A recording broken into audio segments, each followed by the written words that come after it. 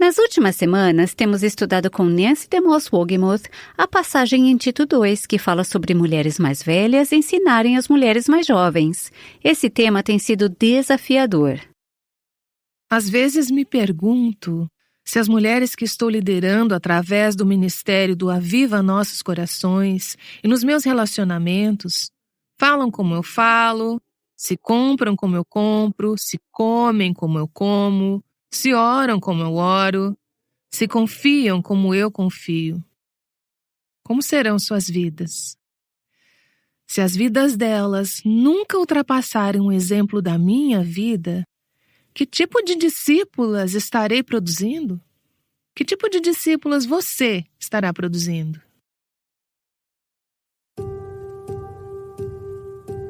Este é o Aviva Nossos Corações com Nancy DeMoss Wolgemuth, autora de Mulheres Atraentes Adornadas por Cristo, na voz de Renata Santos.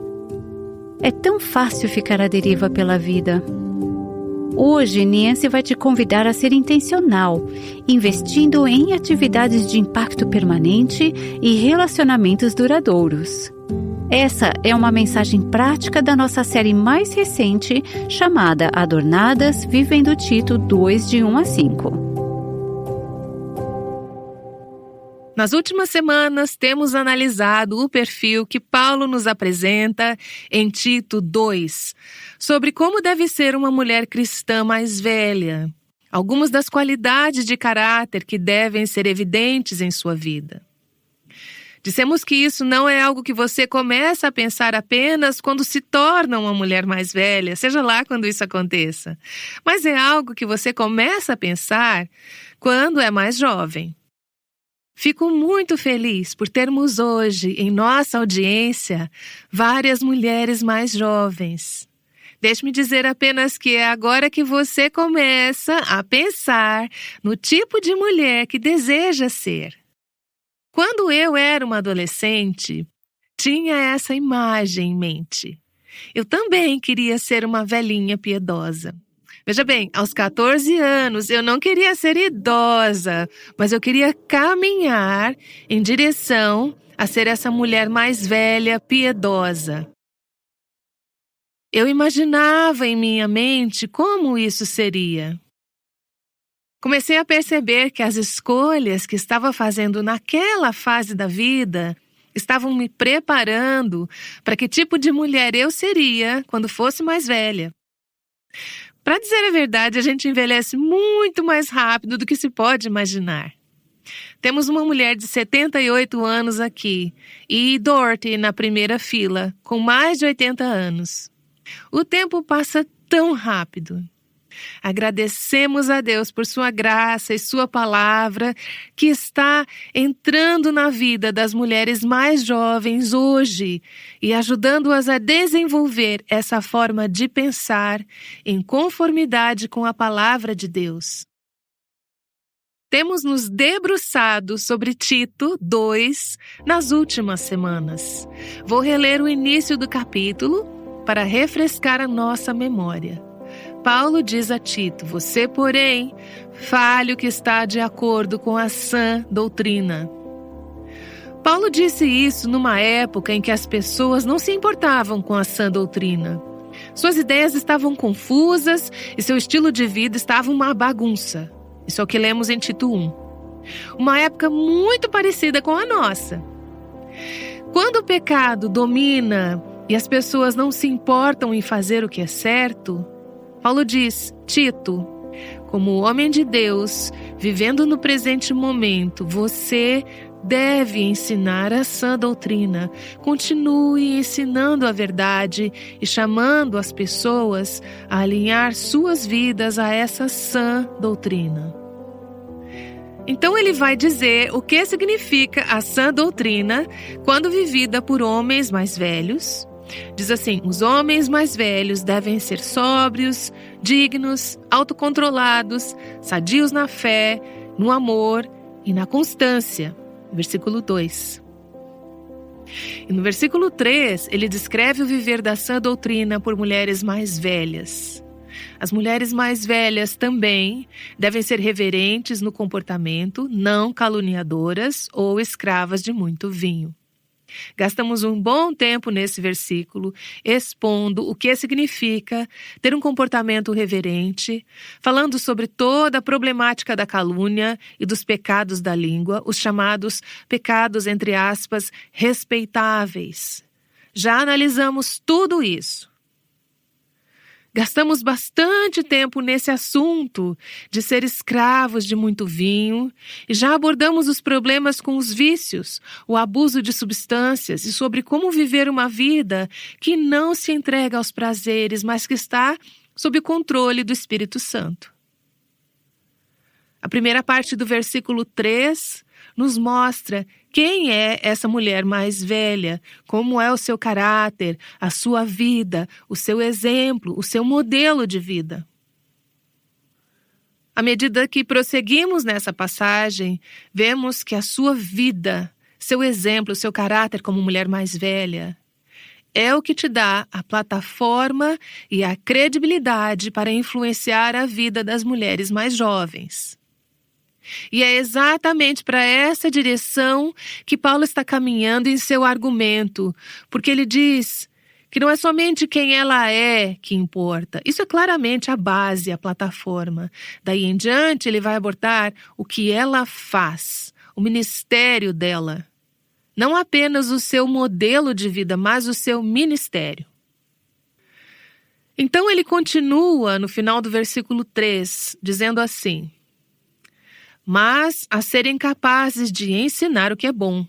Assim poderão orientar as mulheres mais jovens a amarem seus maridos e seus filhos, a serem prudentes e puras, a estarem ocupadas em casa e a serem bondosas e sujeitas a seus próprios maridos, a fim de que a palavra de Deus não seja difamada. Isso está em Tito, capítulo 2, versículos de 3 a 5. Então, quem ela é diz respeito ao caráter dela. Ela é reverente no comportamento, ela não é caluniadora, sua língua está sob controle do Espírito de Deus. Ela não é dada a excessos, autoindulgência ou abuso de álcool ou qualquer outra coisa.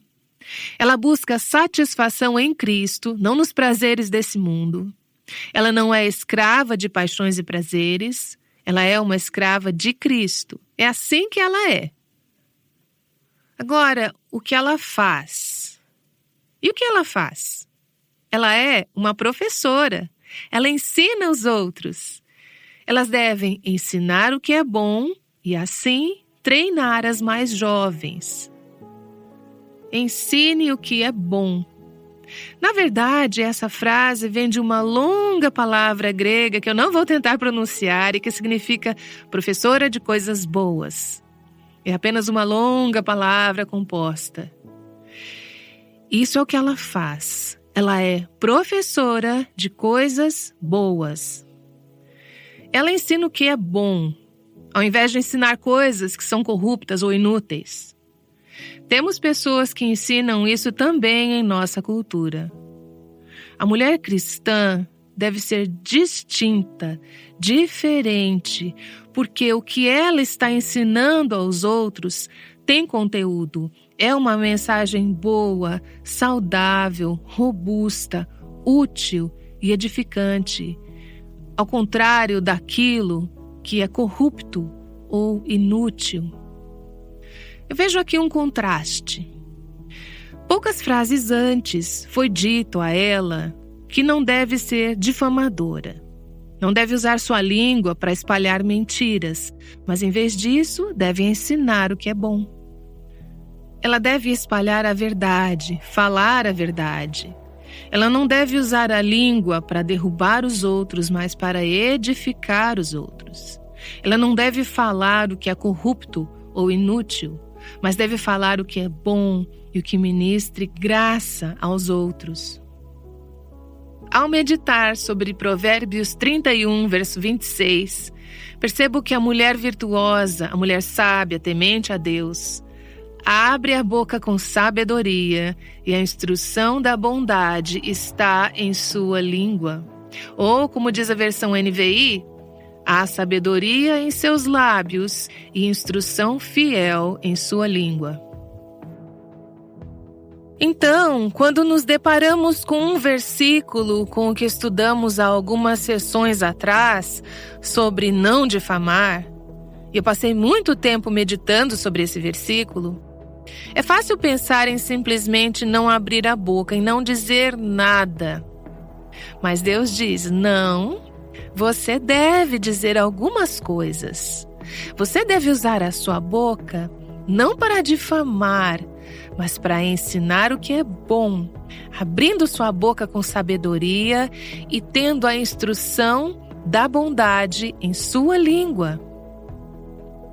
Essa instrução que Paulo dá através de Tito para as mulheres mais velhas sugere que, como mulheres mais velhas, e digo isso incluindo a mim mesma, devemos ser intencionais. Isso não se aplica apenas se tivermos vontade ou se nos sentirmos chamadas para sermos professoras ou se tivermos treinamento teológico. Isso é algo que todas devemos ser intencionais à medida que envelhecemos. Você está sempre ensinando. Sua vida está sempre ensinando. Seu exemplo está sempre ensinando. Suas palavras, suas conversas estão sempre ensinando. Sua vida está sempre ensinando. A pergunta é: você está ensinando o que é bom ou ensinando coisas que não são tão boas? Você está sempre ensinando. Você precisa ser intencional ao ensinar o que é bom. Aqui, novamente, vemos que essa mulher ensina de duas maneiras. Ela ensina pelo exemplo de sua vida e ensina por meio de palavras de exortação. Paulo prossegue um pouco mais nesse capítulo dizendo a Tito: em tudo seja você mesmo um exemplo para eles, fazendo boas obras. Isso está no versículo 7. Um modelo. A palavra modelo em inglês deriva de uma palavra grega que significa um tipo, um padrão. As mulheres que costuram sabem o que é um molde. É uma imagem, é um modelo. É assim que você deseja que a peça que está cortando fique. Você obtém uma imagem desse padrão. Eu estou falando mais do que eu sei sobre costura. Mas você vê a imagem no molde e diz: este é o modelo, é o padrão, é assim que eu quero que fique. Paulo diz a Tito que sua vida deve ser um modelo, é para ser um gabarito, é para ser uma amostra de como as vidas dos outros deveriam ser. Paulo está dizendo a mesma coisa para as mulheres mais velhas. Você ensina pelo exemplo de sua vida. Quando você tem um comportamento reverente, quando você restringe sua língua de calúnias e de falas maliciosas, quando você tem autocontrole, quando você é controlada pelo Espírito em seus apetites e paixões e não passa dos limites na sua carne, você está ensinando o que é bom para mulheres mais jovens que estão vindo atrás de você e seguindo os seus passos. É o que estava no coração do apóstolo Paulo quando ele disse aos coríntios: sede meus imitadores como eu o sou de Cristo. Isso está em 1 Coríntios, capítulo 11, versículo 1. Nosso objetivo, à medida que nos tornamos mulheres mais velhas, é que as mulheres mais jovens possam olhar para as nossas vidas e possam moldar suas vidas conforme a nossa. Se elas estiverem fazendo isso, elas se tornarão como Jesus, porque nós estamos nos tornando como Jesus. Então, às vezes, eu me pergunto, se as mulheres que estou liderando através do ministério do Aviva Nossos Corações e nos meus relacionamentos, se elas falam como eu falo, se compram como eu compro, se comem como eu como, se oram como eu oro, se confiam como eu confio.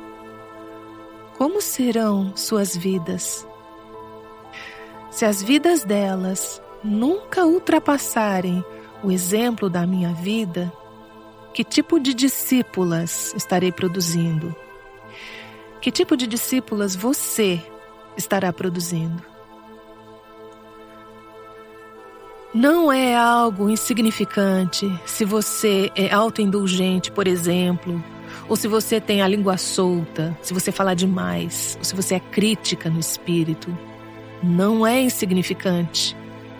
Não somente por você estar pecando, mas também por estar influenciando as jovens que estão seguindo você e dando esse exemplo para elas.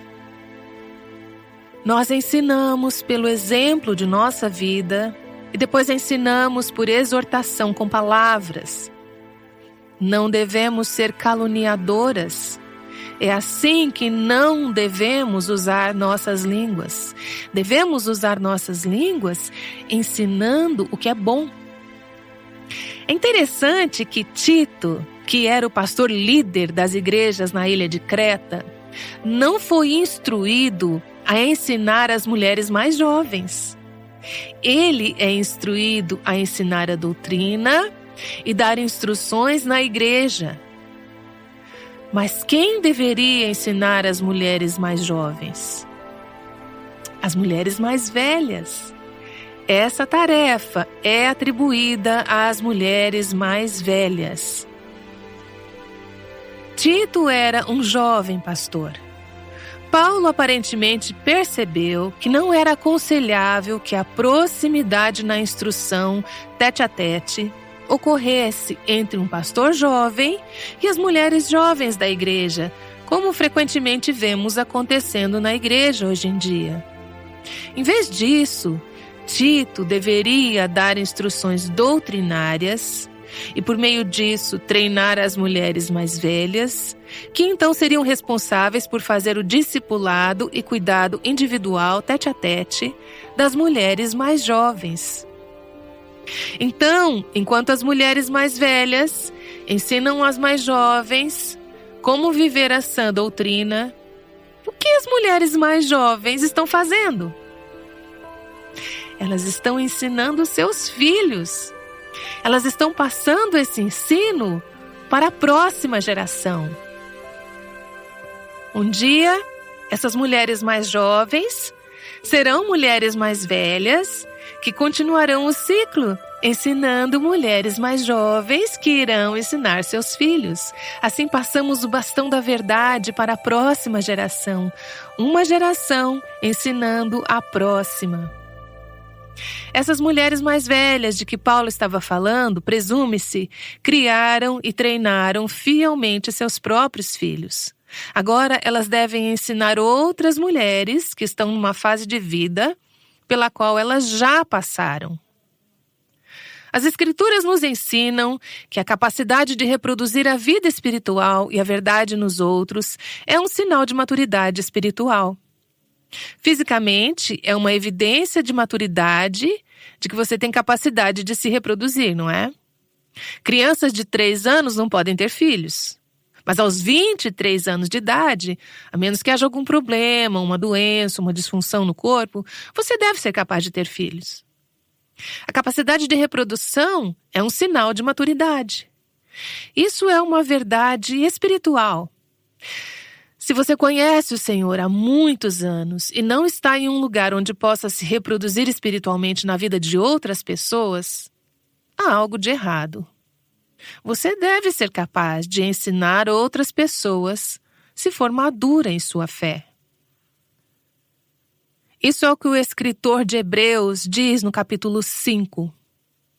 Embora a essa altura vocês já devam ser professores. Você já andou com o Senhor por tanto tempo, por tempo suficiente. Você deveria ensinar aos outros. O problema era, conforme Hebreus 5, versículo 12, você precisa de alguém para lhe ensinar novamente os princípios básicos da palavra de Deus. Você precisa de leite, não de comida sólida. O que ele está dizendo? Você ainda está no berçário espiritual. Você nunca cresceu. Se você tivesse crescido, nem sempre precisaria de alguém para segurar a sua mão espiritualmente. Pelo contrário, estaria segurando as mãos de outras pessoas espiritualmente. Este é o sinal de maturidade espiritual.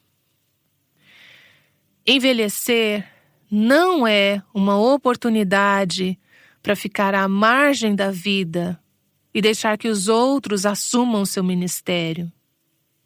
É nessa época que você deve estar em seus anos mais frutíferos, transmitindo intencionalmente a verdade para os outros. Uma coisa é ter 27 anos e saber muito sobre as Escrituras. Eu me divirto às vezes quando volto e ouço fitas cassete do que eu ensinava quando tinha meus 20 e poucos anos. Uma vez alguém me deu uma fita em que eu ensinava uma mensagem realmente intensa sobre o que a Bíblia diz sobre o casamento e família. Eu tinha uns 22 anos e era muito entusiasmada e intensa. Eu escutei a minha mensagem e tive que rir. Tudo que eu estava dizendo era verdade, mas eu não tinha a menor ideia do que eu estava falando. Por que alguém ouviria? Bem, Deus foi misericordioso e as pessoas ouviram. E espero que alguns tenham sido ajudados. Agora que estou me tornando uma mulher mais velha, tenho mais experiência de vida e tenho mais para compartilhar. Daqui a 20 anos, pela graça de Deus, terei mais experiência de vida e mais para poder compartilhar sobre como a palavra de Deus funcionou em minha vida. Assim Paulo diz em 2 Timóteo, capítulo 2, que as coisas que me ouviu dizer na presença de muitas testemunhas, confie a homens fiéis, que sejam também capazes de ensinar a outros. Então você aprende, você recebe, mas você não apenas guarda para si mesma. Você aprende para que possa ensinar outras pessoas com o objetivo de que elas passem para outras pessoas e continuem se reproduzindo. Nancy estará de volta com a segunda metade desse ensino, mas gostaríamos de te incentivar a mergulhar mais a fundo na passagem que estamos vendo hoje em Tito, capítulo 2. Nancy, você tem refletido sobre esses versículos há muito tempo. Sim, Raquel, por anos. Sinto que o livro de Tito e esse pequeno parágrafo do capítulo 2 são tão fundamentais para nossas vidas como crentes, e especialmente para nós como mulheres. Faz alguns anos que o Senhor colocou em meu coração o desejo de escrever um livro sobre esse poderoso parágrafo em Tito, capítulo 2. Tem sido um processo longo e posso dizer árduo em alguns momentos, mas também tem sido tão gratificante e valioso em minha caminhada com o Senhor, em meus relacionamentos com outras mulheres, em meu crescimento espiritual. Uma das coisas que eu amo nessa passagem é que, apesar de ter sido escrita há milhares de anos, tem muito a nos dizer como mulheres nos dias de hoje, sobre as escolhas práticas de vida, nossos casamentos, nossas atitudes, como usamos nossas línguas, como nos comportamos, o que comemos e bebemos, como investimos em outras mulheres. Na verdade, cada um desses tópicos em Tito 2 se tornou um tema para um capítulo inteiro do livro Mulheres Atraentes Adornadas por Cristo, vivendo a beleza do Evangelho juntas. Estou orando para que Deus use este livro de forma viva, transformadora, encorajadora e prática na vida de milhares e milhares de mulheres nos próximos anos. Para ensinar aos outros, você deve ter sido ensinada primeiro. Você não pode ser uma boa professora ou professora do que é bom se não aprendeu. Se você não foi submissa à autoridade ordenada por Deus e ao ministério da palavra de Deus que entrou em sua vida, consequentemente você não será uma líder e professora muito eficaz para outras mulheres. Conforme você aprende a ouvir a Deus, a ouvir sua palavra proclamada por meio de seus servos, a ter um coração ensinável, um coração e espírito humildes para assimilar, meditar sobre isso, para responder com humildade, mansidão e submissão à palavra enxertada. Então você terá um reservatório crescente dentro de si, que poderá usar para transmiti-lo a outras pessoas. Este ensino ocorre no contexto de relacionamento. As implicações da sã doutrina, ou seja, como viver o Evangelho, são comunicadas principalmente no dia a dia. É o poder do relacionamento, o poder da comunidade. Encomende hoje mesmo uma cópia do livro Mulheres Atraentes Adornadas por Cristo e cresça no relacionamento com o Senhor e no relacionamento com outras mulheres de forma intencional. Acesse o nosso site www.avivanossoscorações.com e clique na aba Recursos e depois Livros. Não muito tempo atrás, ouvi uma mensagem do pastor Tommy Nelson, que é pastor em um seminário no Texas, nos Estados Unidos. Ele deu uma ilustração fabulosa de como as mulheres mais velhas devem ser professoras do que é bom ao ensinar através de relacionamentos. Vamos compartilhar apenas uma parte dessa mensagem com você. Ouça esse exemplo de uma mulher mais velha, muito especial. Acredito que esse trecho vai te desafiar, assim como me desafiou. Joy hoje ela está com 94 anos. E quando ela era apenas uma jovem senhora de 75 anos, há quase 20 anos, eu perguntei a ela: Joy, você está fazendo discípulos? Bem, ela me disse, não sei se estou preparada. Ela estudou na John Brown University. Ela veio a Cristo antes de nascer, no ventre da sua mãe. Ela é uma ótima esposa, ela é uma ótima mãe, ela é uma ótima amiga. Na época, ela já havia escrito um livro publicado por ela mesma chamado A Glória de Deus. Ela amava a Bíblia. Ela havia investido tempo na Bíblia.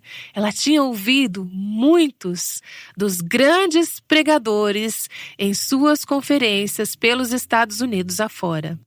Joy viu e viveu muito. Joy, você está fazendo discípulos? Não sei se estou pronta. Ela havia recebido por 3/4 de século. Essa mulher de mais de 70 anos, mesmo se esquecendo de muito do que já havia aprendido, sabia muito mais do que o resto de nós sabe sobre Deus. Então eu falei com a irmã, que era líder do nosso Ministério de Mulheres, e disse: eu não quero Joy Brown em nenhum estudo bíblico mais. Ela já sabe mais do que qualquer pessoa lá. Ela está eternamente fazendo anotações. E não importa quem está ensinando, ela já ouviu de quem ensina melhor. Quero ver a Joy Brown ensinando. Aí eu disse: Joy, prepare-se. Você está prestes a entrar no ministério. Ela enlouqueceu. Ela começou a se preparar para este grande evento. E ela conseguiu um grupo de meninas que tinham idade para ser suas bisnetas. E ela iria ensiná-las. Ela estava super animada e passou um bom tempo estudando. Ela se preparou, ela anotou no rodapé, sublinhou. Ela estava pronta para começar. Bom, ela começou o estudo com essas meninas e não precisou nem sequer pegar as suas anotações por 6 meses. Elas tinham tantas perguntas sobre casamento, maridos, filhos, dinheiros, pais, enfim, vida. Joy não transmite apenas verdades bíblicas, mas compartilha experiências de vida, situações pelas quais ela sofreu e venceu. E ela descobriu: não apenas estou preparada para fazer discípulos, mas eu estava preparada para fazer discípulos cerca de 60 anos atrás. Mas todo mundo continuou a ensiná-la. Ninguém a colocou para trabalhar. Depois de um tempo, aquelas moças que ela ensinou ficaram conhecidas como as meninas de Joy Brown. Nós as chamávamos de Brownies. E elas andavam atrás dela como patinhos atrás da mamãe pata. E elas se tornaram suas discípulas. E até hoje, a alegria de Joy, essa é a sua maior satisfação. É pegar o que ela sabe como uma semente e simplesmente plantá-la no coração da próxima geração. E esses são os seus sacrifícios. E você? Como que você está nessa área? Você tem recebido? O que Deus colocou em sua vida ao longo dos anos de caminhada com Ele, que precisa ser plantado como uma semente no coração da próxima geração. É uma grande responsabilidade, não é uma opção, é uma responsabilidade. Mas também é um grande privilégio. E você? Você é uma mulher mais velha? Quem são as suas garotas? Onde elas estão? Como você está investindo na vida delas? Você talvez diga: mas eu não sei tudo que Joy Brown sabia. Eu cometi muitos erros na minha vida, eu estraguei tudo. Talvez você tenha estragado tudo em seu casamento. Talvez você tenha estragado tudo com seus filhos. Talvez você nem conhecesse o Senhor naquela época. Mas o que você aprendeu sobre a sua graça? Como Deus restaurou os anos que os gafanhotos comeram? O que Ele lhe ensinou sobre a queda e sobre o fracasso? Seja honesta, seja humilde. Aprofunde-se na palavra com as mulheres mais jovens e diga que Deus lhe ensinou coisas boas e você deseja ser uma professora de coisas boas para elas. Nancy DeMoss Wogemuth vai voltar e orar para que o Senhor nos capacite a ensinar efetivamente aquelas que vêm depois de nós. Ela está ensinando em Tito 2 e o convite que encontramos lá é para que mulheres mais velhas ensinem mulheres mais jovens. Mentoria tem tudo a ver com iniciativa. Saiba por que é tão importante começar o processo de mentoria no próximo episódio no Aviva Nossos Corações. Nancy está aqui para orar para que sejamos o tipo de mentoras que ouvimos falar no programa de hoje. Pai, como te agradeço pelas mulheres mais velhas que investiram em minha vida ao longo dos anos. Começando por mulheres como Muriel Gregory, quando eu estava na 3ª série. Ela era professora de escola dominical e me ensinou muitas coisas boas. E outras mulheres que o Senhor trouxe para a minha vida ao longo do caminho e que me passaram o bastão da fé. Senhor, agora, como uma mulher mais velha, quero ser fiel em passar coisas boas para as mulheres mais jovens da próxima geração. Ajuda-nos, Senhor, a sermos fiéis no dia a dia, no contexto da comunidade e do relacionamento. A confiar aos outros aquilo que o Senhor nos deu Que não estejamos simplesmente recebendo, mas ajuda-nos a dar. Eu oro em nome de Jesus. Amém. O Aviva Nossos Corações, com Nancy DeMoss Wogemuth, chama mulheres à liberdade, à plenitude e à abundância em Cristo.